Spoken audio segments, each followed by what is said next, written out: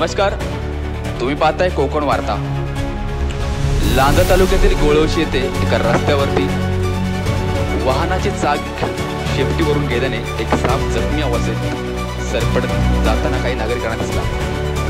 त्या नागरिकांनी क्षणाचाही विलंब न लावता संदेश जाधव याला संपर्क करून गोळवशी ते बोलावून घेतले। अर्ध्या तासामध्ये सापाला संदेश जाधव यांनी सीताफीने पकडून त्याला वन अधिवासात सोडून दिले। त्यामुळे या सापाचे प्राण वाचलेले आहे। सर्व